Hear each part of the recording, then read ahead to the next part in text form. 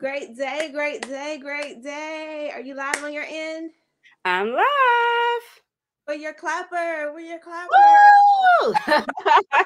Clapper. Yeah. Where the clapper? On this monkey death somewhere. Where the clapper? Where the clapper? So we're gonna improvise. Woo! It's Wellness Wednesday. It Time is for Wellness self-care doctors. Wednesday. And come in. Woo! Yes, we're talking about breast cancer awareness. It is Breast Cancer Awareness Month. We got on our pink. Woo-hoo! Happy October and happy Breast Cancer Awareness Month. I was just listening to the radio. It's Domestic Violence Awareness Month. But all of the things of the month of October, welcome October. Welcome to a new month. And welcome to Wellness Wednesday with the Self-Care Doctor. Wellness Wednesday. Yep. Look, October is happy physical therapy month. So shout out to my physical therapist. Woo-hoo! We definitely appreciate y'all because I'm a nurse, y'all. So I have my PhD in nursing. She has her doctorate in physical therapy. I couldn't do her job. I don't know if she would want to do my job, but I definitely Some of it, a little, not all of it. So we all have our own place. Right. I think that nursing is kind of woven into mommyhood and kind of woven into physical therapy just a little bit. Just a little bit. But my name is Dr. Shannon Harrington, for those of you who don't know me. And I am a doctorally prepared nurse, aka Dr. Fit Nurse, aka half of the Self-Care Doctors. And I am super excited for our third Wellness Wednesday. And today we're going to be talking about breast cancer awareness, fitness, and nutrition. But let my colleague, Dr. Wiggins, introduce herself. Am I echoing at all to you? Nope. Okay, great. So, everyone, my name is Dr. Latoya Wiggins. As I said, I'm a physical therapist, and I'm also a self-care strategist, hence self-care doctor. And I love to transition those moms, those busy moms with multiple children, from worn out to winning. I like to teach them how to no longer feel depleted, but develop healthy habits so that they can be nourished, renewed, and rejuvenated with biblical principles that bring peace instead of self-pity. So we are all about healthy habits here. So we're going to talk a lot about healthy habits in this episode, talking about breast cancer awareness. Yes. So as I was thinking about like how I was going to say what we going to say, we always prepare, we plan, pray, all that stuff. But right before, God was like, give them a little bit of background context so they kind of understand where you come from. So a little bit of my story as it relates to all three of the topics of today. So my little warm up is I am a doctorally prepared nurse and I got my PhD in nursing, and my topic of my dissertation topic was disparities in breast cancer. And I did a study. It was a mixed method study looking at the disparities in breast cancer patients' perceptions of the nursing care quality that they received when they went in for their outpatient visits. Mm-hmm. So I had this amazing oncologist that was in my local community that partnered with me and allowed me to interview two groups of 26 women. And some of them were African American, some of them were Caucasian. And I did a research study to see if the African Americans may have felt some type of way when they went for their treatment. Maybe didn't feel welcome, maybe felt like there was some racism, whatever. So I did that. There were no significant findings at this particular location where I did my study, so that was good. There were some different experiences. So there were, for all my researchers and scientists, there were no significant findings. However, there were some significant differences in experiences. So it might not have been statistically significant, but it was culturally and ethnically significant to me, because the lens of an African American breast cancer patient versus the lens of a Caucasian patient was very different. So I learned a lot throughout that process, but plot twist, while I'm in the middle of doing my research study, I had a breast cancer scare. So I claim being a breast cancer patient, Lord Jesus, but I had a breast cancer scare.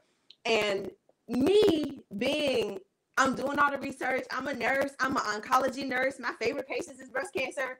And it's like, when it was me, that 3 weeks of my life, when I was going through all those testing and I didn't know whether or not I had it or not, I had to draw on the strength of all of my patients that I had taken care of, because I knew all the things. Like, I knew kind of too much. Yeah. Me, when I was sitting in the seat, like taking notes and like, okay, you say I gotta what is elevated? I'm a nurse. I take care of people and have these conversations every day. But when it was me, I ain't know nothing. Right.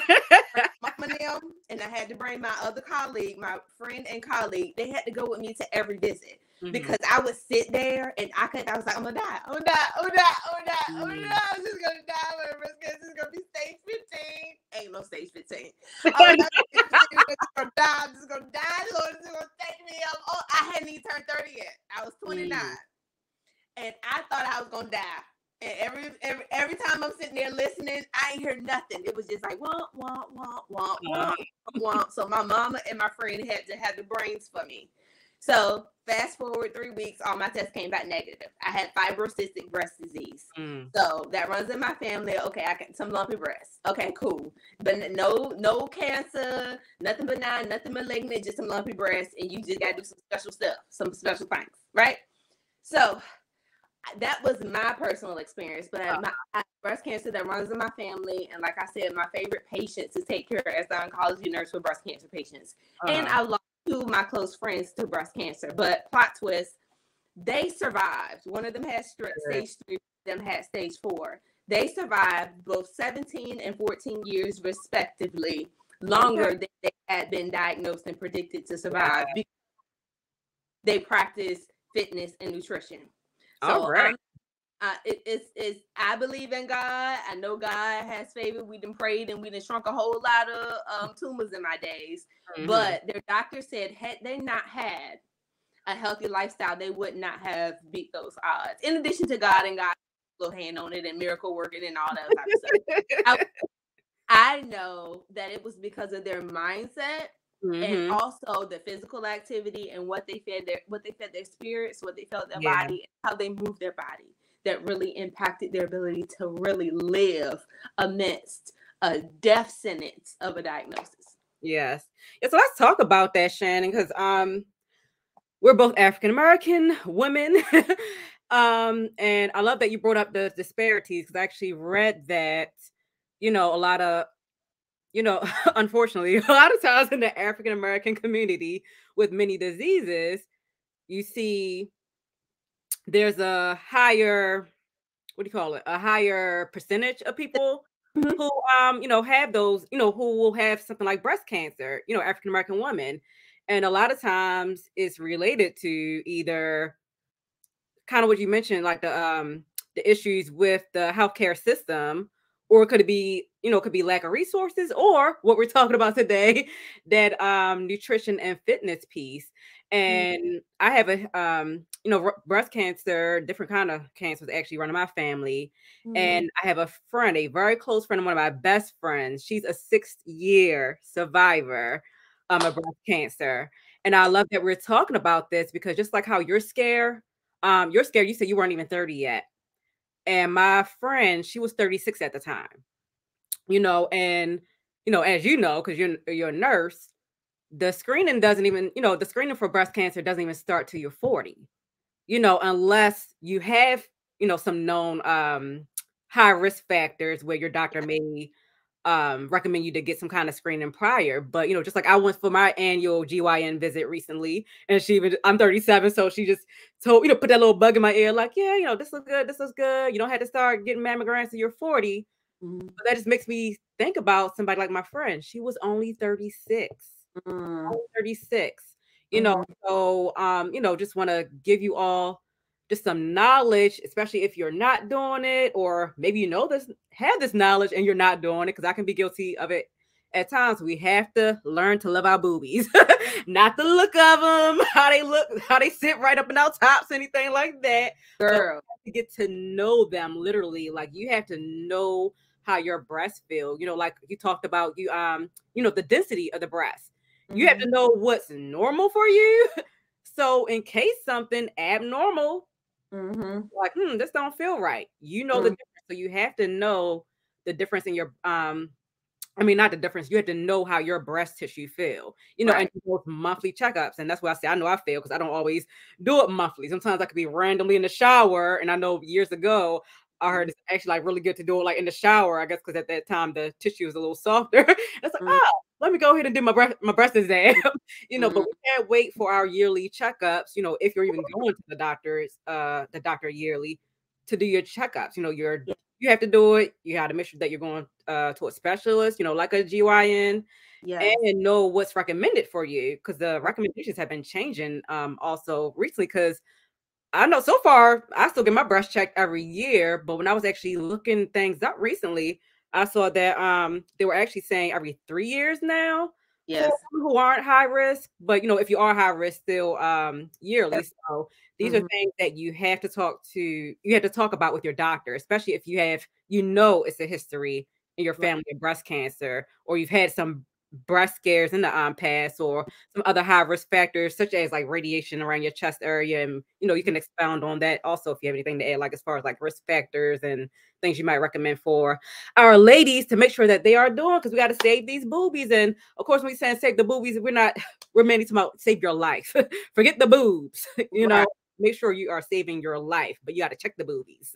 Save the tatas, check the tatas, feel the tatas, become one with the tatas, and save Wow. your life. Right. But you brought up a lot of good things. So a lot of parts of my story that I kind of skipped on past. But the first part of it was I was doing at that in that season. I was doing them regularly. So I'm just like, okay, I'm in the shower, zestfully clean, going all the way up here, doing or whatever. Yeah. And I was like,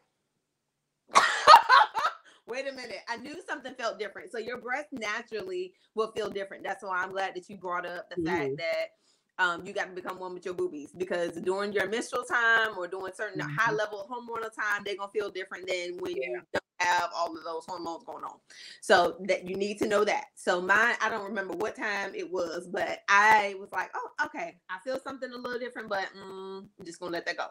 So I Mhm. was hard headed for about a month, but I knew I had a physical coming up. So I had Mhm. a male doctor at the time, and we were in there doing my physical, and I just love to hear everything's okay. Like, I don't want to Right. hear nothing negative and just in there, like, I just want my report card all A's, right? Mhm. And then it comes to the end of the visit where it's like, well, are there any concerns that you have? And I'm like, my autopilot is no. I never had nothing to talk about. Then I was like, wait a minute, I lied. Mhm.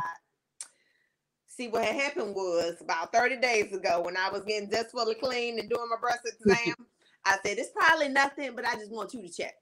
So he's Yeah. like, okay, lay back, let's da da da da. He goes and he does it, and he get real silent. And he's doing it, and then he do it again, and then he do it. I'm like, Mhm. I'm in the breast exam, Johnny. Are you just getting Right. me up or what? Like, you enjoying this? Like, I'm not. So he's like, I feel something too. And I'm like, what are we gonna do about it? So Mhm. he referred me to breast surgeon. I'm like, we just gonna go from PCP to breast surgeon, like 0 Mhm. to 60 like that. So anyway, I had to go to him because they had to do an ultrasound, they had to whatever. So he did the same thing. I feel something too. Okay, what are we gonna do? So he did an ultrasound, and then he found that I had all that whatever. And then we did some biopsies and all this type of stuff. So I had to be my own advocate, and I had to open my mouth. I was afraid. I'm a nurse now, y'all. Mhm. So I'm used to this, used to having this conversation, used to having therapeutic bedside manner, being empathetic, sympathetic, all the thetics, right? But I was scared to death to tell him that I had found something, because I had already diagnosed. I went from just fully clean to breast Uh-huh. dead in like 2 thoughts, right? So all of my stuff, fast forward, came back. However, while I was trying to get clearance from my insurance, because I was 29, Mm. I had to fight. It took about 2 of those 3 weeks to get my insurance to approve me to be able to have the diagnostic breast exam and to have the test that I needed. And they were like, well, it's probably nothing. Listen, I got it. It's a family history. I'm like, I got all the things. Like, I Mhm. had my cycle early. You have your cycle early, that's one, because you got a lot more hormones flowing throughout your system for the rest Mhm. of your life. I don't have any children yet, so okay, that's a strike. I'm African American, and it runs in my family. Stop playing with me. So I had to fight, Mm. like literally dukes up, to get my insurance company to approve it. I was like, I don't care what the copay is. I don't care whatever. It was the highest, some of the highest bills I've ever paid in my life. I paid them for my sanity and for my life because we created, oh, well, we'll feel more comfortable covering it after you're 30. But I'm 29 now. I got the issue like right now today. Like, I don't want to wait. I don't want to know wait. Do you know how painful it is? I don't know if the thought of even thinking that, once you got a diagnosis, you can do something about it. But that waiting period when you don't know what's going on is hell. So I'm like, I had to fight for it. They ended up approving it. Everything ended up being okay. However, you have to be your own advocate. Yeah. You have to be your own body. You have to know your body, and you have to know your family history. So let's talk about that. My family and all my cousins and friends and them, so secretive. It's like you find out people had stuff like after they gone. Well, Aunt Mary or your aunt that. When was y'all gonna listen? We need to have to know. We're not talking about what's going on in the family, like the same blood that runs through my veins, bro. Sis, we got the same thing going on. So it's important for us to know our history, to know what's going on in our family, to know our bodies, to know the changes in our bodies, and to fight until we get what we need to provide the healthcare and to provide the sanity to get the answers that we deserve and that we need to save our lives.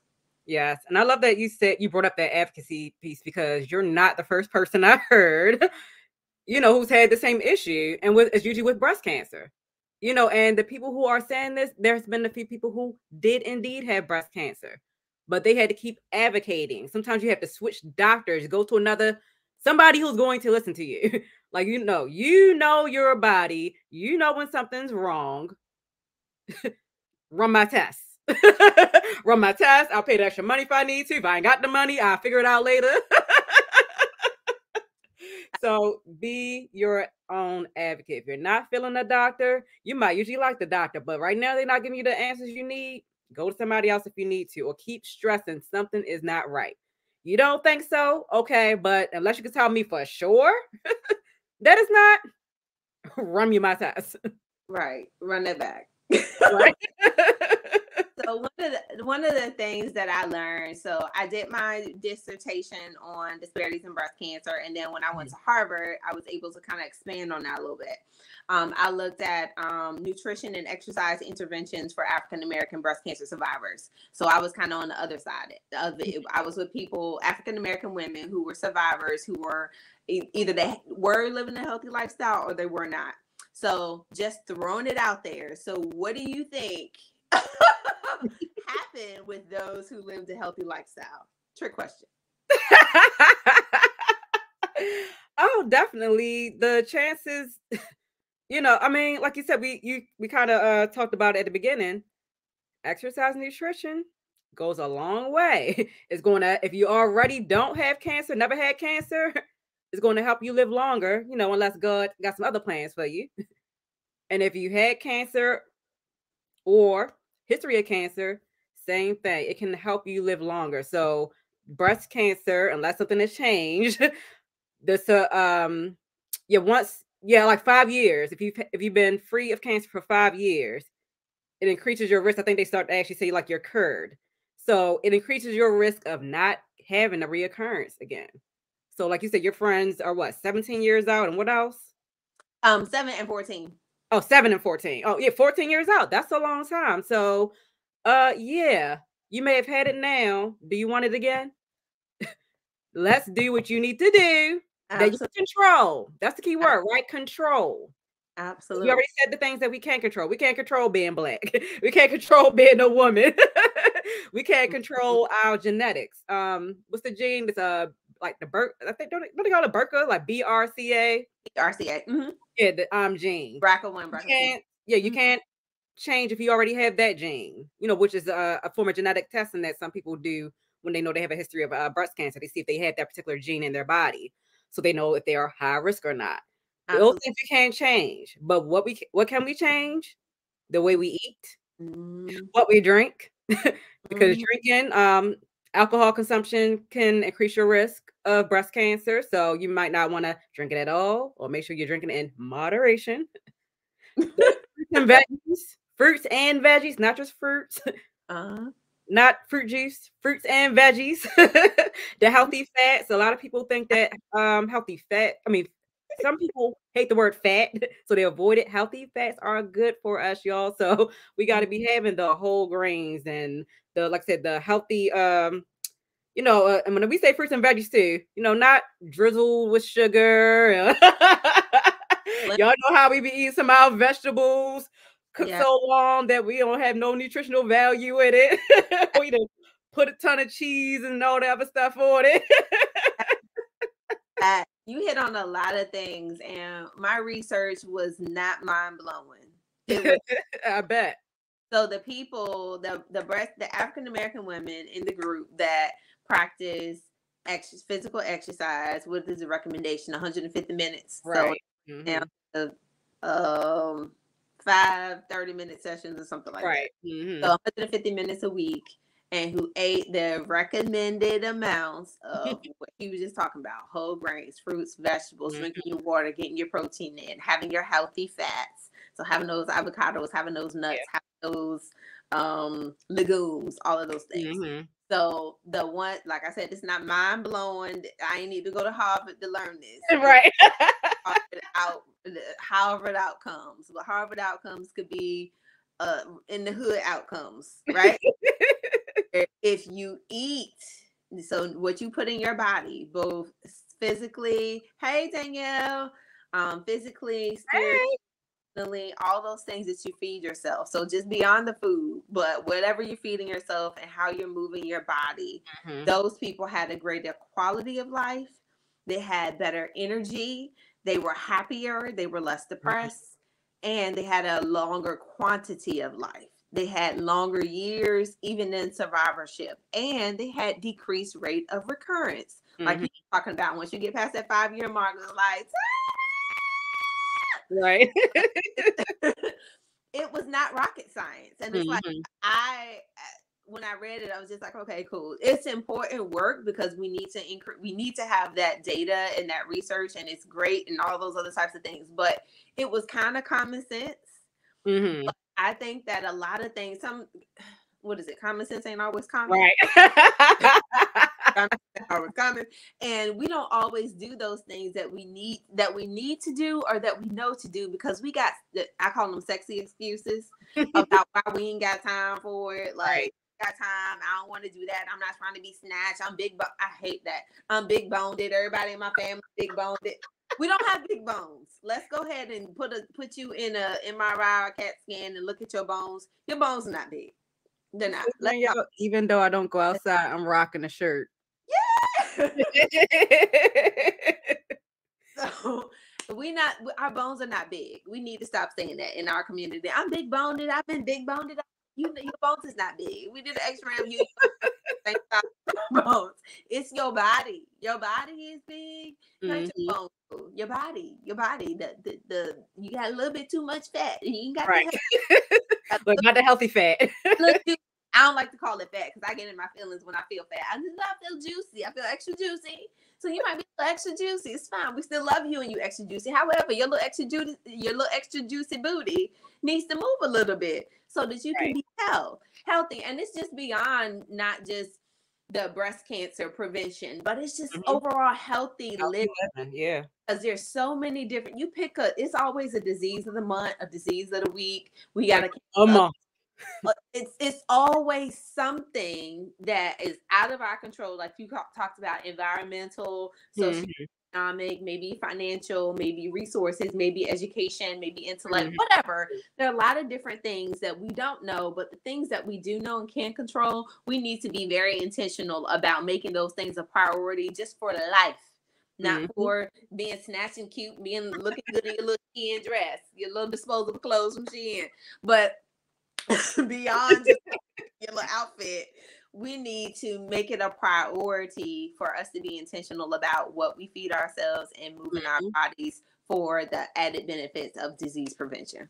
Exactly. And it's never too late to start. It doesn't matter, if you've already had breast cancer. Okay, start making these lifestyle changes so you can hopefully prevent it again. And then the thing too, whether you've had breast cancer or not, when you are already living a healthy lifestyle, it helps you to fight diseases when they do come. So again, sometimes it doesn't matter how much exercise you do. It doesn't matter how healthy you're eating. Again, some things we just can't control. So if the breast cancer or any disease come and you are already eating healthy and taking good care of your body, it puts you in better position to fight whatever disease come your way. So it's all about prevention. It's all about giving you the strength to fight if, when the bad times do come.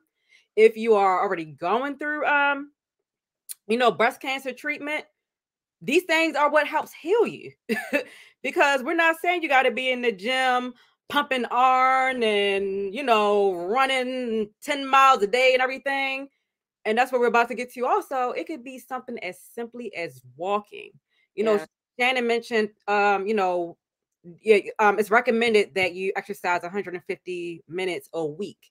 So that could be simply as breaking it down to, like you said, 5 days, 30 minutes. Okay, maybe you just 4 days and you just increase your time. And then guess what? If you can't do 150 minutes, guess what? Start where you are and you build yourself up. So that's, for example, let's say your exercise tolerance is low. You can barely walk a block. Okay, keep walking, whatever you can do. Make your goal to walk to the end of that block every day. Then that block becomes easy and you increase it. So you start where you are, because even if you look it up, even though it's recommended for you to get 150 minutes of moderate intensity activity every week,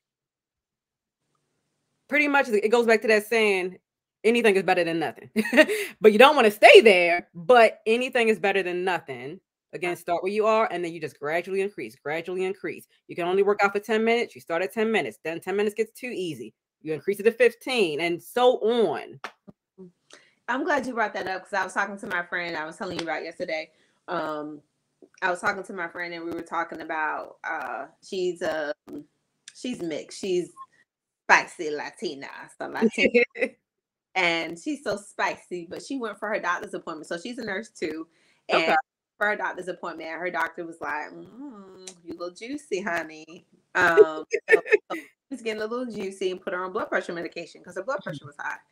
And we're about the same age. I think she might got 2 years on me. I'm 41, she's 43.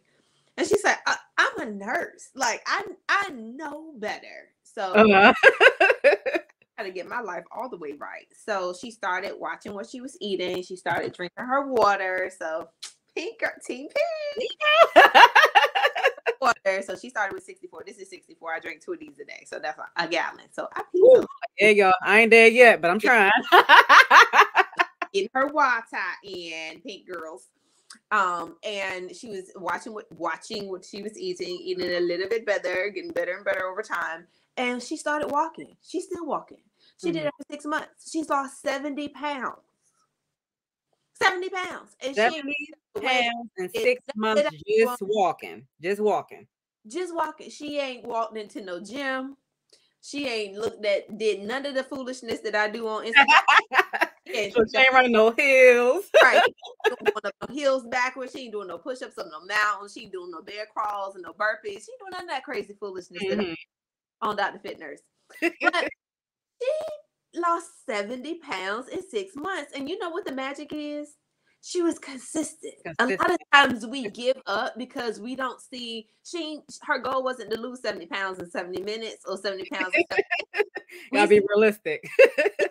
Set these unrealistic goals and then be all in our feelings and put ourselves into an alcoholic binge and a sugar binge when we don't lose 70 pounds in 70 minutes. Boo-boo. How long did it take you to gain those 70 pounds? Right. Yeah.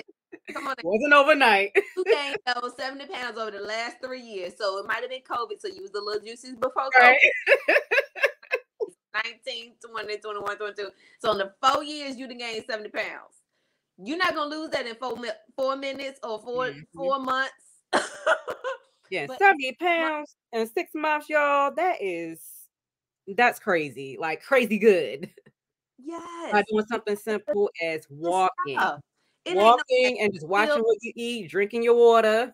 Look, she probably was minding her business too. That's what Sarah Jake say. Are you drinking water, minding your business? She joined Mind Your Business Ministries. Drinking her water. She walking. She watching her carbs. Sometimes she watching on her mouth. Sometimes she watch them and she say no. But she was consistent. She lost 7 pounds in 6 months. So stop playing. We think a miracle pill. Oprah, listen, we Black girls.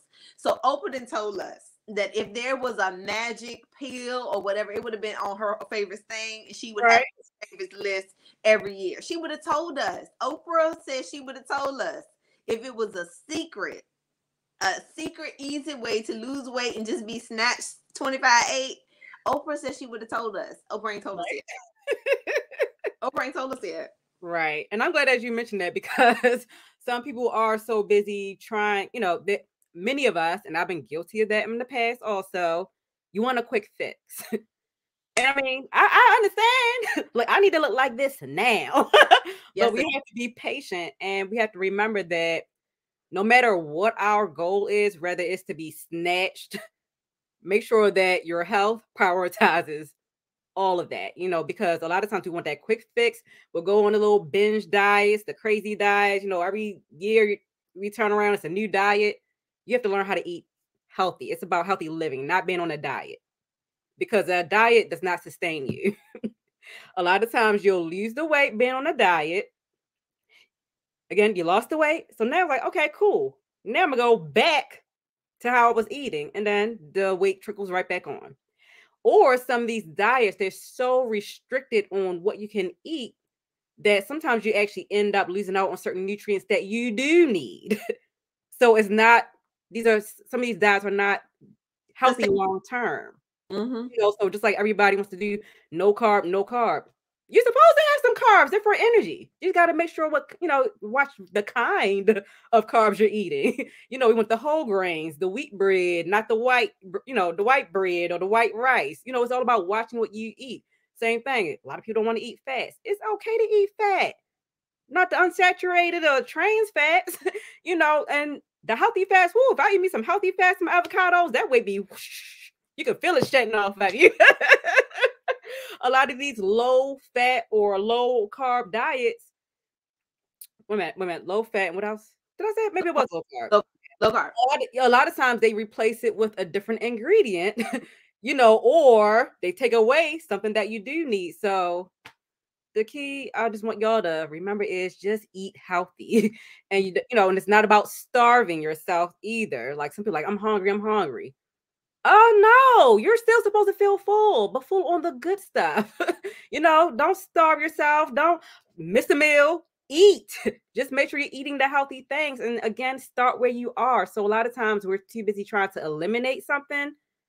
I heard this one lady who is good for nutrition, fitness. She tells you to just add on more stuff. So you're adding in more. If you're not eating vegetables, put some more veggies on your plate.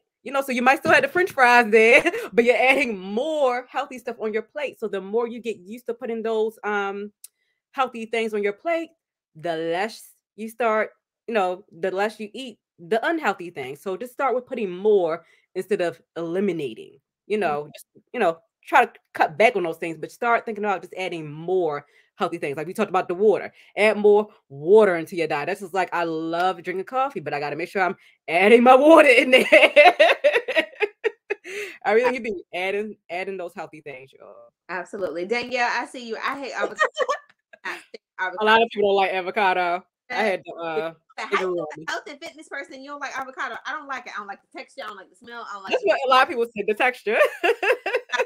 I just cannot do it. I would throw up. So my healthy fat of choice are nuts. So I do cashews, almonds, all those goodness, and nut butters. Yep. So that's my substitute for that as a healthy fat. But I'm with you, Danielle. I cannot stand an avocado. Also, Danielle, I don't know if you tried it. We can always try it in a smoothie. So one thing I do with a lot of foods that I don't like, especially if it's like a texture thing, smoothies or juices works. So for example, I do not like, nor can I really eat blueberries, blackberries, raspberries. But I can grind them bad boys up in a smoothie, and they are delicious in a smoothie for me. But I can't eat them just the way they are. I can't do that. Even same thing, like if you think about certain vegetables, I don't really like carrots, and probably something else, peas, stuff like that by itself. But if it's in a soup or if it's diced real good, like peppers, green peppers, red peppers, all that stuff, as long as it's diced up onions, oh, these are things I could not stand as a child. And even now, like if they're like, if they're cut too big and whatever, like sometimes I might eat them. And then like sometimes I'm like, I'm eating some, taking some out, same thing with tomatoes. I'm like, I'm kind of taking some, scooting it to the side. But if it's finely diced up, I won't pick it out. So sometimes it's really about, I believe it's the look. But I don't texture because I love it. Try that though, Danielle. You can even try putting the avocados in a smoothie, not by itself. You find different recipes. Like I forgot it's something good that they go with a lot of like a green smoothie, mixing it with different. Like, so people say green smoothies, and some people don't like how that looks either. Green smoothies, you're adding in a lot of not a lot, but you can add in fruit. So I like bananas, pineapple, strawberries. Those are kind of like my go-to. The berries that I said I don't normally like to eat, but I can drink them. You could put the avocados and something like that. So I'm not saying that you have to eat avocados, but I'm just giving you examples of certain things that you don't like or like the look of. You could always try that in like a smoothie. Absolutely. Great point. Great point. Yeah. So would you cook it? You might not like it raw, but you might like something cooked. Sauteed. Great point. I totally agree. Because I've had it in a smoothie before, like at tropical smoothie, and they put a whole bunch of fruit and stuff, and I was like, oh, it's not. I could taste it because I'm like, but it's not a bowl because of that. Smoothie and clad pineapples. Oh, okay, got it. A lot of smoothies. Watch out. I know some people are allergic to different fruits. Right. And in conclusion, as we wrap up, we want to leave you guys with some tips on how to incorporate. She said a lot of good things as far as nutrition, but how do you incorporate that into your daily life so that it could be a part of your life, something that you can do that'll be consistent. We talked about it being consistent. Mm-hmm. We have the tip of don't set SMART goals. If you don't know what SMART goals is, that's your homework. Google it. But set SMART goals. Don't set these crazy ambitious goals that you know you're not going. It sound good. It sound kind of stupid, but it sound good to you because it's what you want the goal. You don't want the process. A lot of times we get so excited about the outcome, but you don't know what you got to do to get from here to there. Mm-hmm. And if it's going to cost you health, if it's going to be a healthy journey from you to get from here to there, you're going to starve yourself to death. Or was that Beyonce died lemon and the lemonade. Listen, also that way came right back after that movie rolled. That way came whoosh, right back. So something that's sustainable. You got to set a SMART goal. You got to have a SMART plan. And if you need help with plans, drfitness.com. That is my specialty. Fitness and nutrition. Shameless plug. Get you plugged into an app. Make sure that you got all of your stuff. You're going to get all the nutrients that you need with my meal plan and my fitness stuff. I'm not going to make you do it. So don't go to no New Year resolutions to be smart. I'm like, no, because we don't even want no New Year resolutions. Start now. We ain't gotta wait till the New Year. Start now. All right. Just again, be realistic. Just take it one day at a time. If it's one day, even just like how we were talking about that, just starting where you are. If you can't eat, you're just starting to eat healthy. You ain't gotta stretch yourself out trying to eat a healthy 7 days a week. If you don't never eat healthy, start with 2 days. Make it a theme. How they say like meatless Mondays, Taco Tuesdays, something. Yeah, absolutely. You can even swap out, like I mentioned, tacos. You can swap out certain food. So, for example, like you want to try to stay away from the red meats, or limit them, especially for breast cancer. So what you can do, try to maybe swap out like the beef for ground turkey or ground chicken. Burgers. A lot of times I eat my burgers without a bun, but I might put it on like have my little salad or greens on the side. So yeah, I rarely ever eat burgers with bread unless it's like one of those cheap things you had to cook out or something like that. But yeah, just swap out certain things. I love chocolate. I'll eat more like dark chocolate instead of the milk chocolate I really want. No, I'm saying don't let it be. Oh yeah, right. Don't let it be like a New Year resolution, because we all know how that goes. Got this New Year resolution. I'm gonna be in the gym 5 days a week for an hour. You start off strong for that week, and then by January 8th, you especially by Valentine's Day. So sometimes days, and then we're not gonna see you on February 1st, or we might by Valentine's Day, you be like, they be gone. Like right. Talking, we be counting like, okay, I done seen her in here. Okay, we ain't gonna see her no more after January 10th. Okay, and we ain't gonna see her no more after the 31st. Go back to her old ways, and then paid for that gym membership and didn't even use it. then you eat all your chocolate on Valentine's Day, get pregnant, and then we really ain't gonna see you no more. It'll be always one thing after another. So Dr. Shannon told y'all to get her book. We'll put that in the caption for y'all to get. And don't forget, go to my website, sheisanourishmom.com, and get your list of 50 self-care activities, y'all. Those self-care activities actually include different things that you can try out. Maybe you want to start walking. Maybe you just want to start stretching your body more. We got to be flexible. That helps with, as you age. You might want to run some hills like Dr. Shannon. I don't know. So start where you are. Maybe start putting more healthy meals throughout the day, throughout the week, whatever. So go get your free list of 50 self-care activities, y'all. And it comes with a checklist, so that way you can keep yourself accountable. I'm going to check. Oh, yeah. Thank you, ladies. Thank you, Danielle. That's my sister in Christ right there.